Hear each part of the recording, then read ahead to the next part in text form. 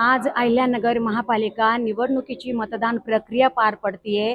लोकशाहीचा उत्सव मोठ्या प्रमाणात साजरा केला जातोय आणि आपण मात्र कुठे मिसळपावचा आस्वाद घेताना पाहायला मिळत आहे, कुठे ज्यूसचा आस्वाद घेताना पाहायला मिळत आहे।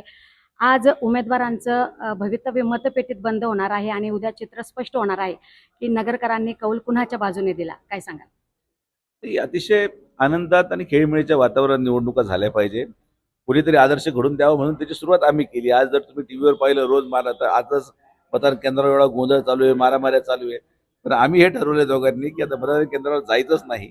वादविवाद न हो न झाला नाही पाहिजे या दृष्टिकोनातून आमचा प्रयत्न आहे. आणि शेवटच्या दिवशी असं मी काय करू शकतो किंवा ते काय करू शकतात जेणे की वातावरण फिरल.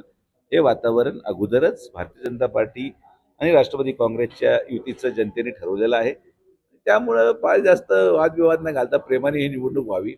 मागच्या 2 दिवस दुर्दैवी घटना बऱ्याच घडल्या. त्या टाळायच्या असतील तर नेत्यांनी शांत राहिलं तर कार्यकर्ते शांत राहतील आणि या माध्यमातून आम्ही तो संदेश द्यायचा प्रयत्न करतो. बरं, आत्ताच तुम्ही जसं सांगितलं की आम्ही दोघं सोबत आहोत, जय वीरूची जोडी म्हणून तुमच्याकडे पाहिलं जाते। सध्या तुम्ही दोघं तरुणांच्या असतील, नगरकरांच्या गळ्यातील ताईत बनलेलं पाहायला मिळतंय, काय सांगाल? नाही, गब्बरचा खात्मा करायचा असेल तर जयवीरूला एकत्रित राहावं लागेल. फक्त जयवीरूमध्ये जय कोण आणि वीरू कोण आहे शोलेमध्ये एक जण जातो. त्याच्यामुळं कोण जाणार ते पण सांगून टाका. नाही नाही, असं काही नाही. एक लोकांचं प्रेम आहे अभूतपूर्व असं. काय आमची मैत्री अगोदरपासून होती, पण एवढे उघडपणे मनमोकळेपणे मैत्री आमची आज जनतेपुढे आली आणि ती दाखवणे गरजेचं होतं की आम्ही सगळे एक संघ आहोत. जनतेमध्ये एक चांगला संदेश जावा आणि हिंदुत्ववादी विचार हा शहराच्या संरक्षणासाठी एक आहे. ही भूमिका त्यातली सगळ्यात महत्वाची होती आणि ती आज जनतेपुढे गेलेली आहे. काय वाटतं, कुठेतरी खासदारकीचा पराभव झाला आणि त्याच्यातून काहीतरी शिकायला मिळालं का? भरपूर शिकायला दर पराभव एक नवी जीवन मध्ये शिकवण देतं.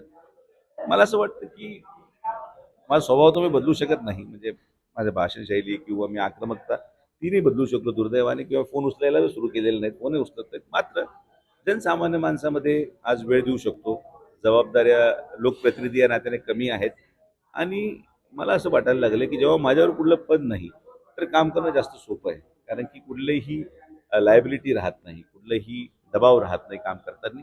आणि आज मनमोकळेपणे मला जाता आलं. टप्प्याटप्प्याने निवडणुका लागल्या म्हणून आज आता महानगरपालिका एकदा तिथं सत्ता मिळवल्यानंतर परत झेडपीकडे आम्ही जाणार आहोत. It is a phase wise pattern आहे आणि या पॅटर्नमुळे मला जास्त वेळ देता येतो, जनतेमध्ये जाता येतं. मला म्हणून मी प्रचारात जास्त यावेळेस फिरलो.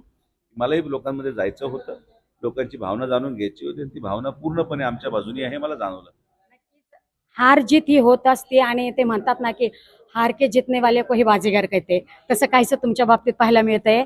भैया, आपण हिंदुत्वाचा मुद्दा हाती घेतलाय। अहिल्यानगरचं, अहमदनगरचं नाव अहिल्यानगर झाले, नामांतर झालंय। मात्र अजूनही अनेक ठिकाणी औरंगाबाद आणि अहमदनगर अशा नावाच्या पाट्या झळकताना पाहायला मिळत आहे। यावर आपण काय ऍक्शन घेणार आहात का? आम्ही प्रशासनाला वारंवार विनंती केली आहे, लेखी स्वरूपात निवेदन दिलेलं आहे की तिथे पाट्या दिसतात ते नाव बदलले गेले पाहिजे. पण आता कुठंतरी मला वाटतं की आम्ही सगळे हिंदू संघटनेचे आम्ही जे सर्व काम करणारे जे कार्यकर्ते आहेत, आम्हालाच कुठंतरी अशा प्रकारच्या ज्या पाट्या दिसतील त्याच्या उठून टाकण्याकरता आम्हाला पुढाकार घ्यावा लागेल. बरं, काय वाटतं, आता महापालिकेत हिंदुत्वाचा मुद्दा काही कमाल करेल का? हे शेवटी जसं आताच दादांनी सांगितल्याप्रमाणे की हा विषय अत्यंत महत्त्वाचा असतो. कुठेतरी जरा वेगवेगळ्या विचाराचे लोक ज्यावेळेला आपल्यावरती जसं पूर्वीच्या काळापासून इतिहास जर पाहिला तर छत्रपती शिवाजी महाराजांपासून हे लोक आक्रमण करत आले आणि आक्रमण कुठल्याही माणसांच्या विकासाकरता नाही किंवा कुठल्याही प्रकारे माणसांना कुठेतरी मदत करण्याकरता नाही, फक्त धर्माच्या प्रचार आणि प्रसाराकरताच हे आक्रमण आपल्याला पाहायला मिळाले.